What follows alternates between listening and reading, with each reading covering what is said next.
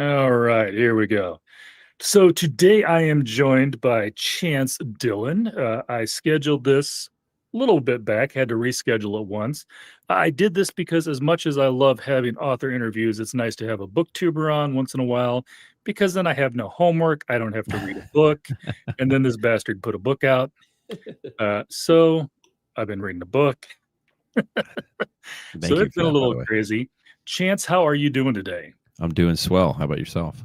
Not too bad, not too bad. No complaints. I do ask something, and since this is now officially an author interview. Yeah. Hey, EJ's hanging out. How's it going, Hey, EJ? what's going on, EJ? I always ask of every author, and you can do this either as a booktuber or as an author. What is your supervillain origin story? What prompted you to become this to Oh, write this book? yeah. I mean, that's actually a great question. Initially, it was Dungeons and Dragons. The way it's asked, I'm like, huh. I feel like may have said this, but the way you put it makes it sound way worse in like a good way. No, it started with Dungeons and Dragons. It started with a backstory for a Batman-esque character, which in Dungeons and Dragons actually becomes a very not fun character to play. And one day, after working through a campaign that I had built, through a world that I had built, I had a hip surgery. My mom came to visit me in Lemoore, California. I was in the Navy at the time. My buddies were out on deployment, and I took the 3 paragraphs I wrote for this one character. After my mom had left, I was sitting in a chair downstairs with my leg elevated, after that torn hip labrum surgery, and I just had this moment of loneliness, and I crutched upstairs, sat in the chair, and started writing, and didn't stop. Did it every day from that moment. It's funny, because you framed it as a villain origin story. I'm like, yeah, I guess it kind of could be a villain origin story in a lot of ways, which is kind of funny. I just think it's a fun way to say it. That's It all. is. It is. So one, you're in good company. There's quite a few authors that started off with the D&D. I know Jen Lyons did. Mm-hmm. I believe it didn't Malazan start out as a D&D. Yeah, it was a tabletop RPG variant. Like yeah. It's I can't imagine being laid up as a seaman there. As an airman, that would just be a normal day, kicking back with our feet up. So yeah. It's funny because I did work in aviation in the Navy, which you do that sometimes. But yeah, I was kicking back for, I think I got 2 or 3 weeks off for that. I don't remember what it was, conditional leave or whatever. But yeah, I was fortunate that I had just watched Dune as well, like the first Dune again, rewatched it with my mother when she was there. We had watched like Shadow and Bone or something on Netflix as well. She loved that show. And then I don't know, I took that 3 paragraphs and just kind of went for it. And I started asking myself a lot of questions, and my favorite stories, cinema wise was always Lord of the Rings. So with that character, I started asking myself, what if Aragorn lost everything after the War for the One Ring, and what if Sam had to kill Frodo to save Middle Earth? And we're going to get that through the arcs of the series here, hopefully. spoiler alert. There's a character named Sam and there's a character named Frodo, and it's just the same thing. Oh, nice. Yeah. D&D is not something I came to D&D so late. Because I discovered it in the Navy when I was in the Navy with friends who knew how to play, which I was curious about it at a young age, but I never, we had a lot of video games growing up. So I played a lot of RuneScape. I played a lot of World of Warcraft, and a lot of RuneScape. And then other video games, I was always in love with Gears of War and other first person shooters. And I got really competitive with those games just generally. But yeah, big into video games, never really did D&D, the tabletop thing, but I always wanted to. I was always so curious because I had no idea what it was. And I would hear people talking about it. I'm like, oh, that sounds interesting. And then once I got into it in the Navy, it was like game over. I was like, this is awesome. This is like a free form storytelling medium that I've never experienced before. And it's just such a good time. How about your experience with D&D? I came this close to playing D&D. Same thing, military. One of my friends, they put together a campaign, and I was out of town on vacation for the first weekend. And when I came back, they just never got back together. Nobody could ever get Yeah. back together at The the same schedule. time. Yep. It's the hardest part. That was the end of it. I almost put one together a couple years ago with a couple of authors, and they all wanted to do it, but we could never all find the same time. So Yeah. Well, we got to get you in our rotation. We have like a group that we're trying to start to slowly build, like Jake, Thomas Howell, Zachary Shea, he was in it. So we're trying to get like, Andrew Wizardly reads. Like we're trying to just get some people if involved. Andrew's in it, I can't be in it. Okay. Got it. I'm hoping he sees this. Yeah, maybe. But my biggest problem, you've probably seen my biggest problem right now is just having time in my schedule. It's crazy. Yeah, your calendar's wild. As you know, I mean, I already had to reschedule you once, so Yeah. definitely making sure we had this today. It was actually kind of funny. Basically, I grabbed a couple of you guys and I had not preacher, sorry. Oh my goodness, Josh, I can't think of his name. Red Fury Books. Not already overbooked. Already overbooked. Yeah, Josh. I mean, I'm thinking of two Joshes. Yeah, there's too many Joshes. I can picture him. I had him on the channel, but anyhow, he's the one that always does the inappropriate place for a book. Oh review. yeah. Is it Reformed Reader? Is Yes, that it? thank you. Yeah. My brain I could not think of Reformed Reader to save myself.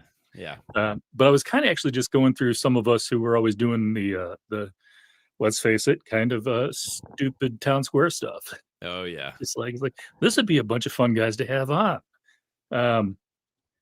But yeah, so I was glad to have you on. I gave you a little crap about the book. That was completely teasing. I am enjoying the book. We are going to, if anybody's curious, we're not going to have any spoilers today because I have been kicking my butt. And according to Kindle, I'm 88% done. Ooh. I couldn't quite finish it this week. I've just said I've got 2 jobs, and it's just been crazy. No, I was not. I'm grateful you. But I am decided hooked. to I'm pick going it to up at finish all. it. Yeah, that's awesome. I recently. I wonder where exactly 88% is. I have to. I'm trying to think in my head. I have no idea. You don't have to say. You don't have to say. Without giving anything away, it's the final. It feels like it's the final steps towards the top of the mountain. Okay. So they're still outside. Yeah, stuff has happened. Okay, stuff has happened. They've gotten to the point where they have to leave the horse behind. That's all I'm gonna say about that. Okay. Yeah. Oh yeah. So. Oh yeah. All right. Somebody let Sam in. Greetings, gangsters. That's a new one. I like that. Yeah. Versus Wasabi. Next time he'll be back with that whole stay fresh cheese bags ones. But we'll see how that goes. Yeah. So I do have a question for you. This is your debut novel. Yeah. A lot of times I have authors on here and I always talk to them about, what are the things that you learned or that you wished you learned sooner. But as somebody who is brand spanking new to having your book come out, what did you learn on this journey that you would like other people who are looking to write a book to know maybe? Yeah, I think if people are just starting out, it's important to acknowledge that, we all have to cut our teeth. I know we want to craft perfection, but it's just at a certain point you're going to hit, it's near impossible. So make the story about as perfect as it can for you. I think there's like a natural feel that you might have for the story you're trying to tell. I think at least if you're telling the truth, authenticity is really important. I think if you're being authentic with your story and yourself and, what's being put out there, then you can't go wrong. It's all part of the journey. Don't worry about criticism. Don't worry about, being told no, just push through. I think everything that I did, because you have to take steps. You have to learn, I had to learn how to write. I hadn't been a writer. I always considered myself a bit of a storyteller generally, but I'd never been a writer. I had such an appreciation for story and structure of story and plot and, through the character's eyes, X, Y, and Z, but I was never a writer. So I had to be incredibly patient with myself, which was hard to do. But you got to sit down in the chair and you got to cut your teeth. And the same goes for every stage of the game. So, I cut my teeth writing. I'm still cutting my teeth writing.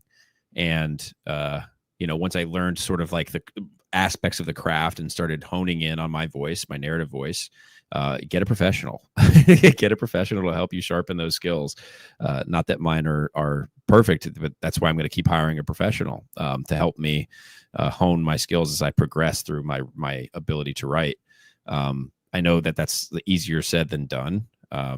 I'm fortunate to have spent time inside of a quote unquote trade in my life for roughly 10 years that, affords me the opportunity to afford such services, especially because I'm doing it independently. But it's worth saving. It's worth spending time to save for that. Think of it like a college course on, if you hire a good editor, you might be getting a master's level education from said person, which I was fortunate. I felt like, in whatever page document I got going back and forth once or twice with my editor, Dave, I felt like I was getting that and I was afforded that. I think if Dave ends up coming in here, that'd be actually very funny if you saw that.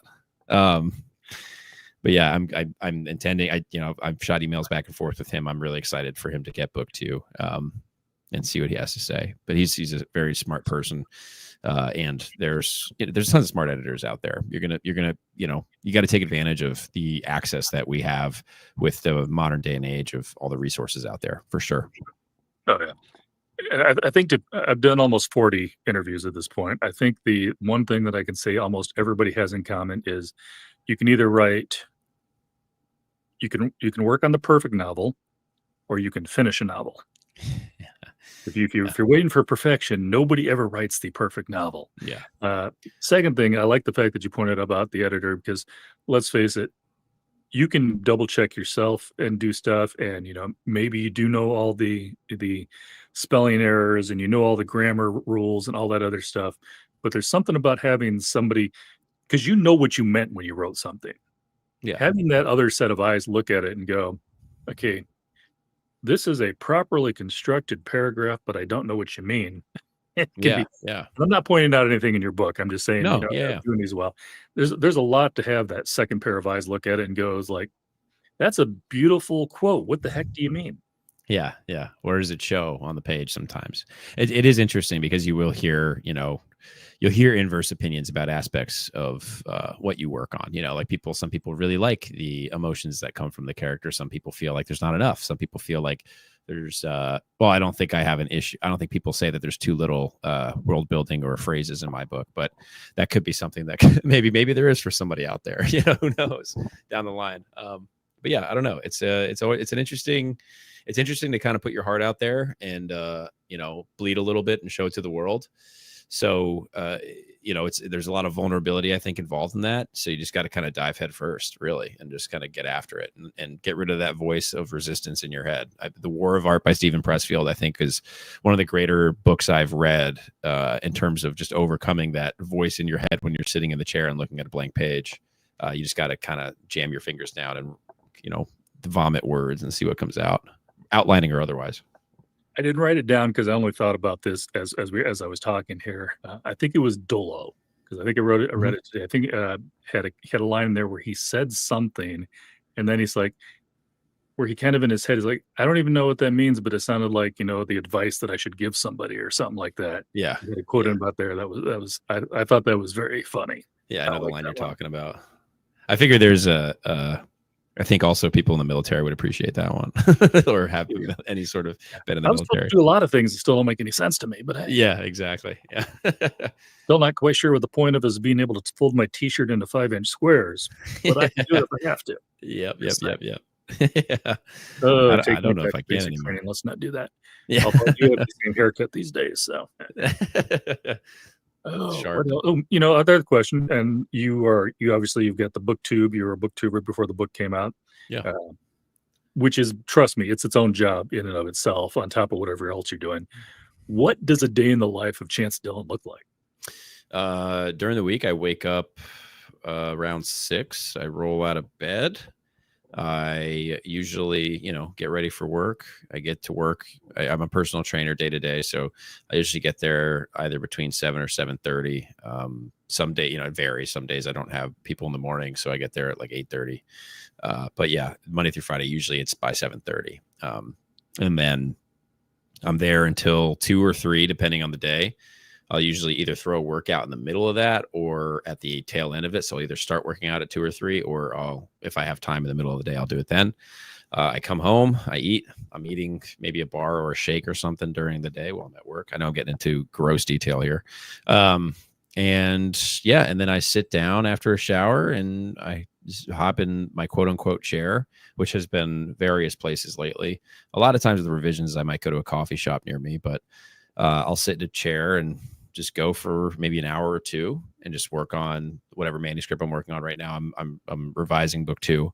I'm on my second pass through it, and then it's going out to alpha readers in July.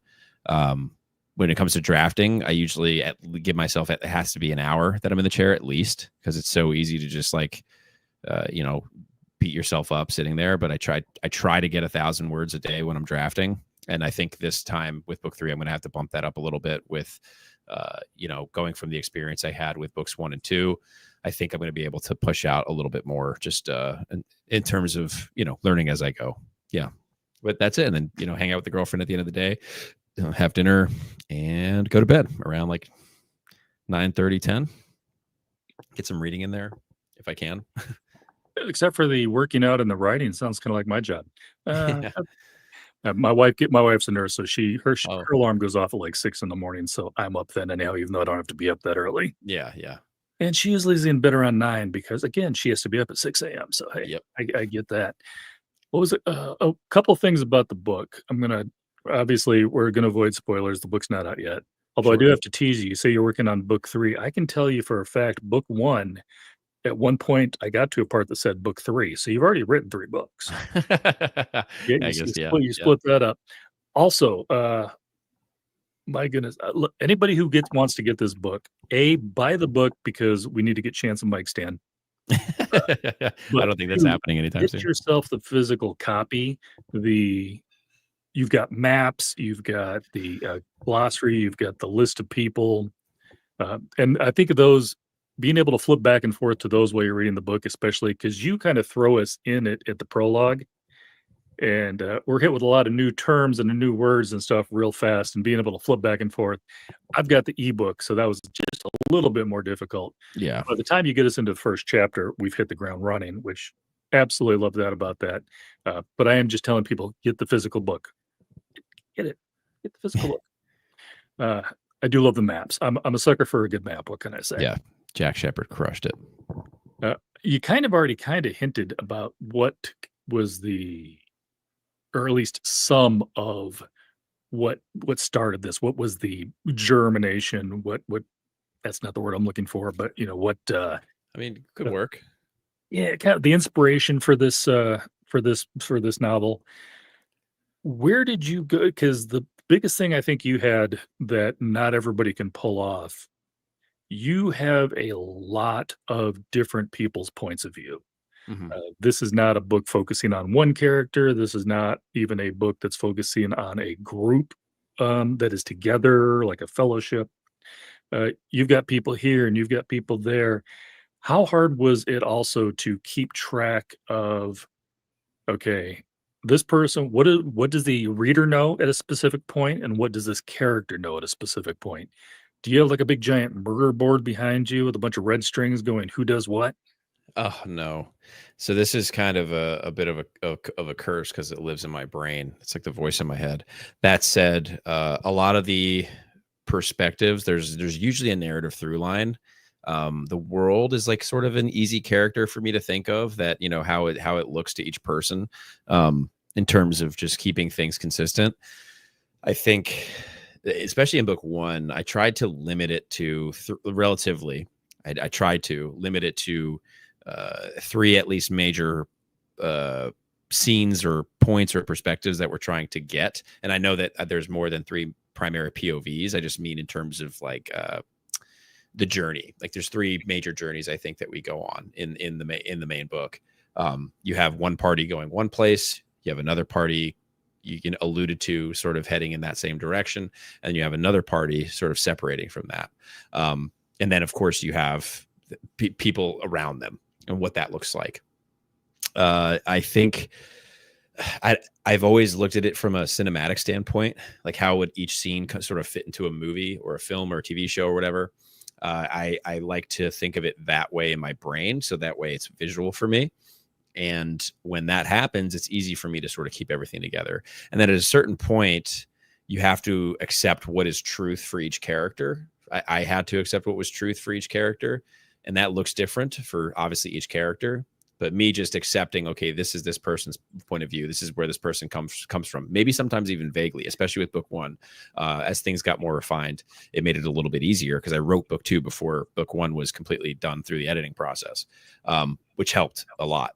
But it was just like sort of keeping the truth of what storied the characters to where they got to in the back of my mind as I'm in that character's head and being in their voice. And when I'm in their voice, I know sort of what's going on around them, and I know some things that I have to allude to, because sometimes it's kind of cheating using multiple POVs in a way, because I can allude to something in one person's POV that for them it's sort of just like a passing piece of information, whereas for another perspective it's a major player in what they need to be doing or how active they are inside of that thing. And yeah, I think just like learning from the people that came before me, and narratively, I think I did want to create sort of that foreign feeling when getting into the book, and that sort of comes from wanting to create that aspect of discovery and learning. And you know, I don't want people to go back and on a second read and like I mean, it's so hard to recreate that feeling that we get when we first pick something up of wonderment. And I got that through Elden Ring when I played that as a video game. And then, yeah, I think keeping everything together, especially when doing that, was just sort of me accepting the truth of what was in the world and what was for the characters. That's the short answer. All right. I do have to say too, your world building on this one, I can't imagine the amount of notes you've got. Everything from the, I got to remember to quit shaking this because it shakes my camera. There you go. Everything from you've got kind of a religion going on. You've got the forgotten gods and the new gods, but then you've also got the wills and all the different forms. Very, very almost kind of Sanderson-esque with some of the stuff and the amount of preparation I think you put into this, because to write this book, you've got to figure that all out ahead of time to just keep it straight. Also, I love the fact that you kind of have the religion in there, but it's not front and foremost, it's in your face. Yeah. I mean, they call them the old gods, but you're never sitting around really following a priest. There's a few people on the streets, don't get me wrong, talking about this and that. Yeah. But we're never inside a church. You've got the ordained, you've got some of the other stuff, but we never really have that necessarily religious figure to follow. And obviously, again, remember, I'm pulling in the drive here, so I'm not quite finished with it. And you've got book two and you've got book three. Maybe those are going to become bigger. I don't know. Yeah. But where did you want to draw that line between having the religion without making it about the religion? And then also, how much time did you want to put into all the different forms of will? Because it feels almost to me like it's like different types of magic, but even though the wills are still they're the same, but they're different aspects of it. I wasn't quite sure where you were going with that. Yeah, I wanted to. I mean, soft and hard magic to me wasn't even really. The only reason it was a thought is because of how like punctual it is, I guess, inside of fantasy and sci-fi. I actually don't. I wanted to have more of I wanted to lean softer. I know that there's allusion to hard rules because I think there is like a set of constructed rules in my head, but I can't say too much going forward in the story as to what that may mean for the characters. As far as the religion goes, I think if I had a character who were heavily religious, or religion and faith were such a big part of who they were, which as we get into book two, we kind of do get a little bit more of that, but it's not such a big part in the person's development. If I had one of those characters where it's like their whole thing, sort of like, I don't know if you read The Way of a Dan and the Dan trilogy. But like, you have a lot of characters like I priests. started it. I haven't finished it. Yeah, you have like character perspectives where they're literally priests inside of a sect of religion. I think if I had characters where that was their thing, I would probably play with that a little bit more. I have rules. I have Pantheon or a few. That said, there's the how do I say this without like spoiling anything, because it's not even in book one. There are rules to the world that exist, and then there are also rules that characters create. I don't know if I can say that any more than that, but you understand, you have like a religion, and then you have sort of how maybe religion over time gets interpreted, right? No, so no. Yeah, so I sort of play with that a little bit. There's what actually is, and then there's what's perceived. So you might get two varying perspectives about X religion or X magic that believe it is a certain way. And it may actually be, or it's also possible that some parts of it are that way, but some other parts are not.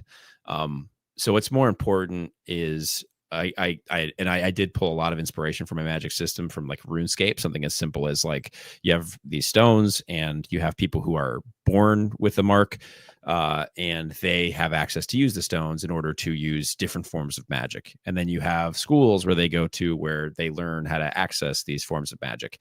You can usually only access one unless you're skilled, and then you can access more than one. And it's like, if you know those things, or if you're getting that, people that are marked can use magic, and sometimes people are marked and they can't use magic because they've been exiled and marked to not be able to use the magic. Those are the important aspects of it, and what that means going forward for each character and the world as a whole. That is something that's rather dynamic. Is all I can really say. Yeah. I think a lot of, if you're steeped in fantasy, if you've read a lot of fantasy, you're going to recognize a lot of those different types of things in the storyline. Uh, I don't know if I would throw a newbie into Mercy. Yeah. Speaking of which, you talked about the Way of a Dan. I actually had to put a bookmark in the Way of a Dan so I could start this little book called Mercy: Tears of the Fallen. Grateful. Wow. So actually, I'm in the middle of that one right now as well. Yeah. Wow. Thank you for doing that. I love the Way of a Dan. I think it's great. Yeah, I'll have to say that is not the book I was expecting from Tweed and Patches. There, I was. Was the violence is like, it's not. I definitely didn't expect what we got, which is, I mean, it's good. It's like it's honest. It feels like honest. Whatever it is, it's all honest. And I really enjoyed it. Yeah, some of your I think the scenes in your prologues really set us up for what we were expecting in this. I also love the fact that you hint at some things, and I think you very intentionally hint at them so that we see them coming. And you've also had a few things sneaking up on me as like, I probably should have known that was going to happen, but he snuck it by me. Mm-hmm. Yeah. Without going into details, I don't want to give anything away. Yeah, I do that. there was a couple in there. It's like, ooh, yeah, didn't see that coming. Should have seen that coming. Didn't see that coming. Didn't know who that person was. Yeah. Get a few of those in there too. It's like, yeah, people. I get what's going on here. Yeah, once the second book is out and read, and I'm in a spoiler discussion, there's going to be a line in the first book that I go back to, that I'm going to say it word for word, and everybody's going to be like, "Oh." Gotcha. Yeah, there's a sentence that I put inside of book one that foreshadows something later, and it's something I play with, but I don't want to say more than that. But it's there's one sentence I won't say in which perspective, I won't say which character says it, that I will go back to at the end of book two with people who've read it. I get that. Yeah, no, trust me, I've had a few too where I got to the end of something and then I was like, that's what that meant. Yeah. Okay, I do have to say, I don't know if you're going to have an audiobook done of this, but I feel sorry for whoever reads your audiobook. Some of the names you create in here, and I don't even mean like the names of the people, like that thing in the cave. How do you pronounce that? I think I could say it. without spoiling anything. The TH. I mean, we know they're a thing in a cave. Yeah. Well, it's another thing I foreshadow earlier in the book, which is like a passing phrase. I'm trying to debate if I could say that. Yeah, no, I think I can. A trough. Yeah, see, I don't know if I got that. I don't know. That's how I would have pronounced it reading into my head. Yeah, it's funny because I do get various images of what people think it would look like. I know they're I don't want to say too much. I could tell you offline exactly kind of what. No, that's fine. Yeah. I mean, you taught. I mean, they're talked about way before we ever actually run into one. So Yeah. So that's why I didn't think that was too particularly spoilery. Yeah. We see them. We know that we're going to run into those at some point because otherwise, why would you bring them up? I mean, yeah, exactly. Yeah. But yeah. Oh my goodness. Oh, yeah, that's a good point. Though, like I said, the book hasn't come out yet, so I am trying to avoid some spoilers No, on you're some good. of this. Yeah. Well, let me do this. What do you want to tell people about the book without spoiling anything? Yeah, I think, and I've heard Red over at Red's Reading Cafe said this. I think I've heard other people say it as well. It does require a little bit of trust. I think I try to make sure that I'm putting forward trust and giving just enough payoff to kind of keep people on board throughout the story. And the storytelling is the important part for me. Obviously, I think I'm going to improve as a writer as I get on in my writing career. I think that trust is big. Just like I hope readers know that I trust them, and it's sort of unconditionally, and in a way that as they go through the book, I do want them to trust me, and I want them to be confident in the fact that I'm going to deliver on the promises that I make, and there will be progress, and there will be payoff. And it's a matter of what does that payoff look like, and how does that resonate with whoever's reading. Book one is a lot of promising, and the payoff you get in book one is a lot of, and I've heard Sanderson talk about this. It's about saying, I'm still promising you something. I'm going to leave this over here. You could still look at this. This is still a thing that's progressing. Also, here's this. And you're actually about to hit that point. So yeah, I think trust is a big thing when it comes to reading any author, especially new authors. I know it's hard, especially considering you have a lot of authors who aren't finishing their series, who are like massive, to the point where I get why it would be hard to trust somebody, especially just new coming into it. But trust is a big thing. I think trust the story that you're reading. And if there ever comes a point where, just know also that I want to deliver the story the way that I would like to enjoy it. And I like to think I have decent taste. That's the best way I can explain it. Well, I can say as somebody who, again, is about 90% through with this book, again, the epilogue, you're just kind of thrown in it. There's a lot of stuff going on. And then you get through the first couple of chapters and you start to learn who people are and you get a little bit farther. And there are parts too there where you're like, wait, what happened to this? And trust me, he'll get back to it. Chance will get back to it. Yeah. But about the 50-60% mark, I mean, I feel like it just picks up speed. You know who everybody is now. That's the hardest part with a beginning book of anybody, is that you've created a world and you have to tell the person what's going on in the world. But there's that fine line between holding their hand and having to explain everything to them, which, that's may work for a certain reader, but I think your average fantasy reader who's been reading a while, they don't want their hand held all the way through. It's like, just tell me the story. Yeah. But you also don't want to just info dump on them either. So you're going to start the book not knowing stuff. That's all there is to it. Yeah. Until you get to that point, you learn it as you go. I would say that the more I read this book, like I only got through about 50% of this book up until this morning. And then I read 40% of it this morning. Wow. Torched it. Because, again, we're getting, like I said, the story to me just keeps picking up speed. That's fair. And the more that I've learned as I read the book, the less I have to stop and think about. Because again, those first few things, you're like, wait, who's this now? Who are we talking about? Okay, that's so-and-so. And, and like, and you have to go back and say, okay, he's talking about this will or this land or that land, or who has, violet on violet eyes and who has green on green eyes. Yeah, yeah, yeah. Um, so like I said, I think it's got that slow beginning, even though it's not written slow, just because there's a lot to digest. But the more I read this book, the faster this book is going for me. Uh, if, That's if really if I had another hour, I probably would be done with it. that's a really Had another cool half hour, I'd probably be done with it. that's a really cool experience to Yeah, it hear, was just honestly. by the time it's going, it's like I almost when you hopped on, I'm like, "Oh, crap." That's so Like, he's cool. here, I gotta pause it. Um, but yeah, it's, like I said, it's really getting to the point, and I'm avoiding spoilers like the plague. It's really getting to the point where stuff is starting to come together, and I'm at that point where I'm also at the point is like, "Okay, now I gotta know what happens next." Yeah.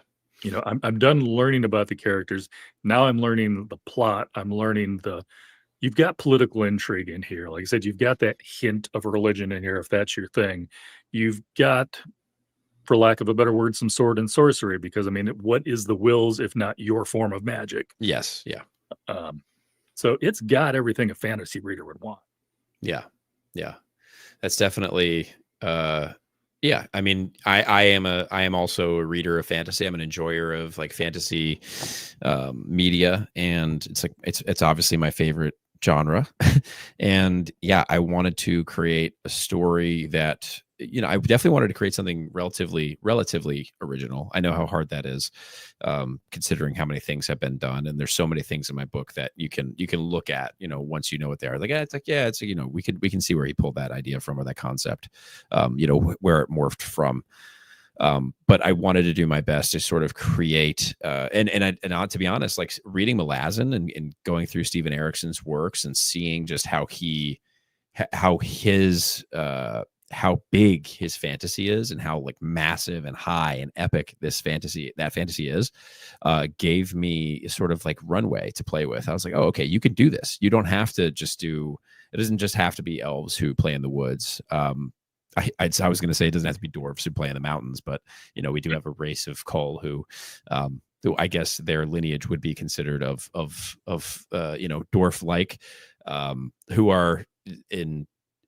And actually, I feel like I sort of feel bad for this because that race is mostly wiped out at the beginning of the story. But yeah, I do play with some of those things. I in my head, I didn't want to limit myself to what the rules traditionally are for those things, and I wanted to create different rules for what they may be perceived as, to sort of spark an imaginative fury inside whoever's head is reading. I wanted that to be alive, and like playing Elden Ring for the first time. I keep going back to this, but I walked into that world. Like I know that's a horse and a guy on a horse. He looks sort of like a noble knight, but then you find out like maybe not so much, or maybe he's a zealot for whatever this sect of faith is, and now you're fighting him and you don't really know why. I like that. I like that like weird feeling of just being lost. Yeah, I don't know. It's fun, and then once you figure out where you are, you can never go back and feel that mystery again. It's gone. But then you start to uncover all of the things and all the layers that lie beneath that, which is also very cool. Like you have to have both things. But yeah, I think that fantasy readers will find a lot to like here. There's a lot of funny enough sci-fi from Dune. But Dune is very much a fantasy thing, but like obviously the green on green eyes and the violet on violet eyes. That's reading Dune. They talk about blue on blue eyes, and I was like, oh, that's a really cool thing. And like why also does that happen? And then if you go back to in my head, this is not something you know in the book, but why are each person's color? Why is their eye color this way? And then it does go back to some races we don't actually see a ton of in the first book. The Olden Eye is what I'm thinking of initially. Though they're usually you see them as weavers, which are a sect of women who are in a sort of religious organization where their whole thing is navigating innovation for the entire realm, and figuring out what's next, like what technological advancements can we make. So you have that. And why are their eyes violet on violet? Well, if you go back, how many tens of thousands of years through the different epochs, you'd find out, that their race was initially responsible for killing demons. And then there's a drug that they had to take in order to see in a certain setting of light. And so that's why they have that eye color. And so each race has that sort of thing. And what it goes back to in their lineage is, it's a cool little detail that I have that I can play with. That I like, that would, for me to throw that in the book would be silly. Like, there's nothing that would warrant somebody to know that piece of information, at least in the first book. No, and I get this. I was getting a little echo from my speakers, so No, you're okay. Myself for a minute. Yeah, I dig. Again, I at 90% in, I don't think you'd mentioned that at all in the book. Not at all. That was news to me. Yeah, I had been wondering. For a while now. Mm-hmm. Yep. Oh my! And of course, I think this happens. This is separate. I think this happens with every author. You've got your main characters, but of course, your readers always fall in love with some of your side characters. Yeah. I've got two favorites so far. One you're probably going to guess. The other one I don't know if it's going to be a surprise to you or not. Obviously, Dolan. Love Dolan. Okay. Dulo, you mean? Is that isn't that his name? Dolan, the one that the guy in the traveling cart. Yeah, Dulo.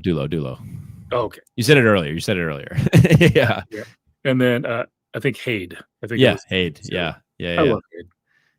Yeah. Hade's a fan favorite, and it's funny because I did approach it from a place of like, everybody sort of has a story. Everybody is a main character in their own life, and so at least I tried. And obviously the plot and the narrative sort of like keys towards a couple of characters, but usually there's something in it. There's some skin in the game for every character, and I love the unraveling of someone who seems like minor, and the role they play in the world happens to be major. It's sometimes even bigger than those of the main characters that we see in the story.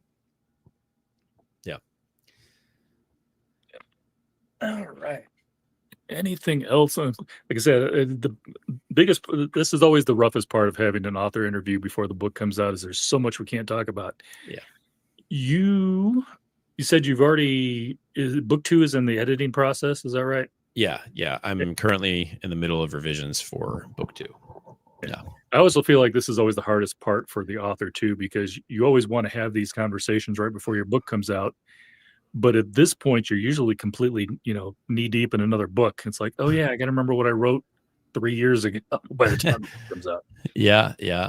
Fortunately, book 1's still living pretty lively in my head. I think we're at a place where it's like close enough for me separating myself from the most recent proofread as we go into the release in July, that it's sort of still living pretty fresh. And then also what does help, honestly, is a lot of people messaging me and talking about the book, the things that they enjoy. I have people rereading right now, which to me is crazy.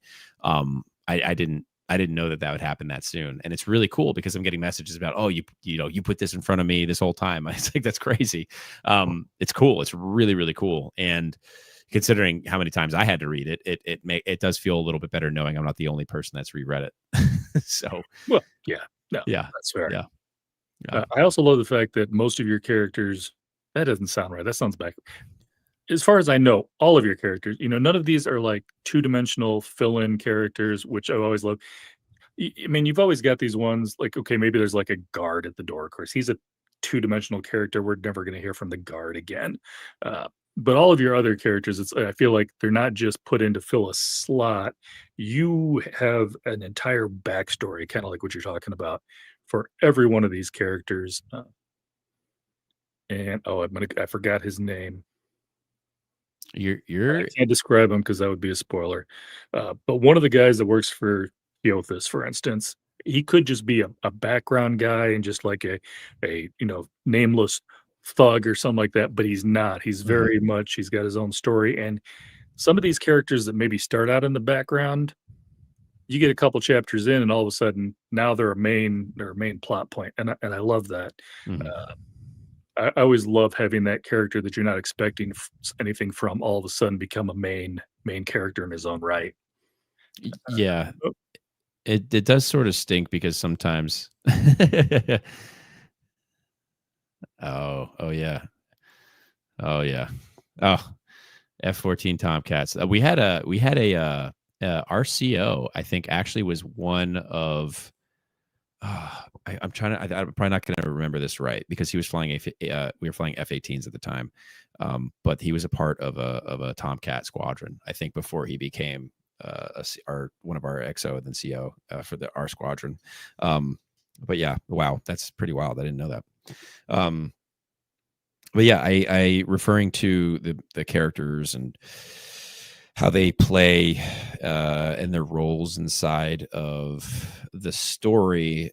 Getting into book two, I'm navigating this right now, so it's actually funny you bring it up because it's hard because every character is the main character in their story, but sometimes I'm navigating making characters and like refining their arcs to make sure that they're cleaner and things of that nature. And just as important, it's so hard to navigate because some players are bigger in a certain part of the story and they're just not in others. And it's just kind of like a natural sort of regression that may happen. But it's always important to remember that, again, that comes back to trust and like believing that I'm going to be able to follow through on sort of these characters' arcs, and they're not just going to be placeholders. You're going to find out at the end of this book a bit more about some characters who or a character that may have seemed as a placeholder. And yeah, I think that's I'm excited for you to finish, and I can't wait because you're going to know exactly what I'm talking about as you finish up. I'm just always impressed with an author, especially any author who can have that many characters, because to make each character have their own voice, you've got to give them all their own personalities and you got to give them all their own motivations. And then, even though maybe he's not your main character, if you don't have that character stay true to that voice, personality, and motivation, the readers are going to call you out on it. Yep. They just are. It's like, oh, he would never do that. Mhm. Kind of like everybody complained about the last season of Game of Thrones because Oh yeah, it's based on the book, but that's besides the point. yeah, But people doing stuff out of character, the readers, once you introduce a character to a reader, he's not just your character anymore. yep, He becomes ours, for lack of a better term. yeah, And is like, we may even not like a character, but we don't want him to see him just do something out of character because you got to a plot point and you needed him to do something. yeah, If he does do something out of character, there's got to be an explanation for it. And I yeah. think that's the hardest part. I say as a person who doesn't write, but having talked to others, I think it's No, the you're hardest right. part Yeah, is, okay, I've been writing 500 pages now, and now I've got to bring back this guy from the first part. And okay, what was his motivation? What was his personality? What was his voice? Because if you get that wrong, the only thing worse than actually, that may even be worse than getting that wrong than getting something when you write something in the real world and you get a historical aspect wrong. yeah, yeah, Because if you write that somebody's riding on a motorcycle in 1924 that didn't come out till 1926, somebody's going to call you out on that. yeah, yeah, yeah, yeah. But then if you say that in 1924 somebody made a time machine to travel to 1926 to get the motorcycle, you might be okay. You might be able to get away with it. But of course, then we're You got to go full taking out sci-fi. yeah, exactly. We're taken out of history at that point. But yeah, yeah. I think that's all to say that I did have. There's only one arc in particular from a minor character that referencing something you're talking about that my early readers caught in just like the authenticity of the character and like they seem too XYZ to fall for XYZ, and I'm like, yeah, actually that's a good point. I need to go back and it took several passes to get that character's point to make sense, that perspective to make sense. So yeah, it is all very it's about playing too, like sometimes you try things and it doesn't get behind. Hey, Britain, what's going on, dude? Sometimes you try things and they work for some people and they don't work for others, and it's my job to go in and navigate like either that's a good point, or like nah, like that's not the case. And it is a balancing act. I think a lot of the times I have a pretty good thumb on the pulse of what to what may work and what not work. Not necessarily I'm saying as I'm going, but through feedback and being able to be like, yeah, like this kind of we need this here. versus, okay, I need to justify it. Instead of trying to justify it, sometimes it's okay to go back and just get rid of it. But I think it's worth taking it to its extreme end. It's worth trying to justify to see. And if you take it there and it's like doesn't work, then you know it doesn't work. But it does take some time and it does take some work. But yeah, it's an interesting experience. But that's a really good point that you brought up about authors struggling with that. Sounds good. I think you said something about you're already starting on book 3. Do you see this as a trilogy? Is that where it's going to end, or? So the way that Lord of the Rings is one massive book cut into 3, right? I wanted to do a similar thing, but make it 2 books. So I have books 1 and 2, which are a single arc of the story. And then books 3 and 4 are going to cover the final act, essentially. So yeah, the goal is to have 2 omnibus editions in the future that are it's like a duology, the way that the Book of the New Sun with Shadow and Claw and Sword and Citadel, like that sort of playing with that as well. That was kind of what I was going for. Gotcha. Yep. And then do you see yourself branching out, or are you going to keep playing around in this world? That may be getting way too far ahead of ourselves. I'm just asking. No, you're good. There's a more modern, like I love thrillers generally. So I have like a modern thriller I wrote a couple or 2 or 3 chapters for that I'm playing with every once in a while. That one I think is going to be down the line. That might be one of my projects outside of this fantasy world. But this world and all of its history and all the things that I can play with, there's just too much for me to not. Ideally, I do want to create like a tabletop RPG where I can kind of go back to a period of time and let players navigate parts of the world that maybe they haven't seen. And creating stories, and I have a whole system that I have made up that I really want people to be able to play and engage in, that I created when I was drafting. I had like 2 tables of 8 to 16 people playing. Me and a co-DM were running a game where these two groups were on separate continents, and the goal was to kind of get them to the same place, which did sprout a lot of how I constructed the narrative in Tears of the Fallen. But yeah, I think that there's a few stories that I know standalone that I want to tell in this world, or at least in this universe. Sort of like a Cosmere, like multiverse, maybe. I don't know. It's not so much multiverse. It's just be different times, like going back in time, going forward in time, that sort of deal. Gotcha. I think Triple B was hoping for a spicy romance, so we'll have to tell him he's not getting it. Well, I do actually have a love story that I want to tell about the planting of the great trees. I think when it comes, as far as spice is concerned, I think that I'm going to write relatively more PG-13, or like even you can kind of like teeter on R-rated, but I'm not going to get to the point where the spice exceeds a certain point. I think I might, if I ever do, I would put the spice behind like a paywall on like my Patreon. So if there are people who wanted that chapter, they got to throw down for it. It'll be Chan's fan fiction of his own book. Got it. All right. Exactly. Here's the 8 pages you guys wanted so bad for X amount of dollars. All right. So exactly. I think I feel like maybe we've exhausted the non-spoiler part of the stuff, because anything else I have a question about, I'm so worried that's going to give something away, because of course I have the question because I got to a certain point in the book. So let me do this. I'm going to go.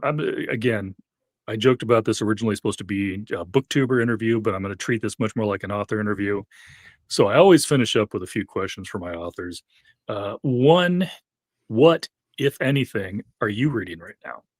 I'm finishing up Will of the Many. I'm reading The Crimson Fire by Abel Montero, who's another booktuber, who also did all my typography. He did my dust jacket design, my all that stuff. Not in terms of the cover. The cover was actually done by Stuart Botch, but yeah, Abel really helped me with putting the formatting together, everything. He is an excellent resource. Just a great all-around person. But yeah, so I'm reading The Crimson Fire and Will of the Many. As soon as I'm done with the Will of the Many, I think I have like 10% left in that book. I'm going to jump right into Reaper's Gale by Stephen Erickson. I need to get back to Malaz, and I've been away from it for far too long. And then I'm going to do By Blood, by Salt in July by J.L. Odom. Gotcha. Yeah, I got the ebook, so I couldn't show it. I see behind you. I did want to let you know I thought that was a gorgeous cover, by the way, for Mercy. Oh yeah, Stuart did. So this figure on the side actually was done from another concept that Stuart did for me. but yeah, I mean, Abel just sort of peeled things apart for me and made it work. But yeah, I was blown away by what Stuart did here. I didn't know what to expect, but I don't know. Once I saw that, I was blown away, and I just actually submitted for the second cover, so that should be coming around in August. That announcement for what the title's already out. Ill is the Fate is the name of the second book, and then the cover will be releasing in August for that one. When do you think the book's going to be released? I have a tentative date set for March. My goal was 8 months after release of book one. Going into the second feedback round, I'll have a third feedback round. I should be finishing between August and September. Dave gets the manuscript. He works through it so fast in September, I think, or that'll be the goal. And then it is just about me turning it around to him, going through it a couple times, then getting it to my copy editor. She goes through it. Gracie York goes through it. I think she takes usually about 3 to 4 weeks, and then I turn it around about as fast as I can, and then I get to proofreaders, and then by that point, I'm going to be doing arcs. So we're going to try and get that process squared away. But yeah. Gotcha. If the book does sell 1,000 copies, are you going to get yourself a mic stand, or has the lightsaber become too much of your thing? Yeah, it's the staple. I think I might get a mic stand for the D&D games because it is hard to hold this puppy up when I'm playing D&D. But otherwise, this mic it's what I started with. It's what I'm going to end with. And funny enough, my buddy in the military is the one that got it for me. My roommate, my buddy Howie. Yeah. So funny. And then I know you're an indie author. I always tell everybody I'm not a Amazon hater, but I do love my brick and mortar. So I always ask every author to give a shout out to a brick and mortar that they enjoy going to. Oh my gosh. There's one in Morro Bay, California. I cannot think of the name of it for the life of me that I just love going to. There's a few in the city that I actually can't think of the names right now. So it's one of those you just kind of go. There's one on the Upper East Side. I think it's on 91st or 92nd Street on the East Side. But yeah, I am terrible at remembering names of stores. But Morro Bay, California is loaded. There's like 2 or 3 out there that I really like. And then out here in the city, I mean, you get brick and mortar, 50 Shades of Dillon. You get brick and mortar, and then you get, even the library has like a basement where they sell books at discounted prices, used books. It's I found actually a couple of Malazan copies there that I really, really like. But yeah. Yeah, this is partly my fault because I usually send my sample questions to each author, and I did not send them to Chance. That's on me. You're good. You're good. I try to give everybody a little bit of a heads up what I'm going to ask, except for the book type questions, because again, sometimes I'm pulling in sideways with the books. No, you're good. Yeah. All right. What is next on your agenda? What do you shout out? Are you going to be showing up on somebody else's channel? Feel free to give them a shout out. What are you doing next? Yeah, I'm going on Josh at Already Overbooked. I'm going to his channel on Wednesday. I mean, I just did Dear Dr. Fantasy, which was crazy. And then I had Red's Reading Cafe. I had a conversation with Red. It was great. Hobby Vomit is another channel that's like slowly entering the book sphere space. And they're just like Ian and Matt are such like great dudes to chat with. But I had that conversation a few weeks ago. But yeah, those are the Already Overbooked is the closest one coming up. That's going to be on Wednesday. I don't know if that's a live or pre-recorded, but yeah, I'm looking forward to that because he's one of the earlier reviewers of Mercy as well. Yep. He talked about it. I'll have to tease him about how he's going on his channel second, but I like talking to Josh. In fact, I've got I think Josh is my next booktuber that I'm. Oh, cool. Nice. Yeah. He's got a great channel too. No, actually, Jake from Nerd Jake, might be my next one. Yeah. Also, I mean, great channels all around. I loved Josh's channel is great because I love his format, just talking about his, what's going on in his life a little bit early on and so on and so forth, and then getting into the books. It's great. EJ, I'm so grateful that so many people have enjoyed it so far, and it's crazy. I didn't know exactly what to expect, but I'm super grateful that people have kind of been along the journey and enjoying the book. Perfect. All right. I want to, because normally I can chat longer, but I do have some stuff going on today. And my wife keeps telling me, is like, do you ever think about maybe not keeping these people on your channel for 2 hours? Maybe go to bed or something. But so funny. No, I appreciate you coming on. Like I said, I love loving this book. The farther I've gotten into this, the more I've gotten. In fact, I hate the fact that I actually have something to do, or else I would finish this book just as soon as we get off, because where I'm at, and I've got to see what's happening, because we also just found out something that you may or may not where I am in the book on what I just found out, and I'm like, okay, I gotta see where this is going. So you do have, like I said, you if you haven't checked out Chance's book yet, and well, obviously it's not out yet. When is the? I should have checked that out. What's No, the? you're good. July 20th is when it comes out. You can So pre-order it next on month. Amazon. You need to be picking this book up. It is one of those books that once you get into it, it's just going to get faster and faster. And next thing you know, I feel like I'm going to get done with this. I'm going to be like, I need March to get here. I need to know what's next because that's kind of where I'm at now. Is I need to know what's next. Appreciate everybody who's hung out in the chat. And like I said, if you want more information on this, since I had to cut this one a little short today, swing over and check him out on Josh's channel. Already overbooked. That's going to be coming up next. And man, I appreciate you. I've been kind of watching you ever since. I think we met, for lack of a better word, on Talking Story. Yeah. That kind of got. I think everybody in the chat has probably been on Talking Story at some point. Yeah. But yeah, love to see where you're going with this, and I'm happy to be along the ride with you. And again, I appreciate you taking time out of your day to hop on here with me. Yeah, I'm so grateful that you had me on. I love talking about this stuff, and you asked a bunch of great questions. I'm really happy we had this conversation. All right, appreciate you guys, and I am going to catch you later. Later, everybody.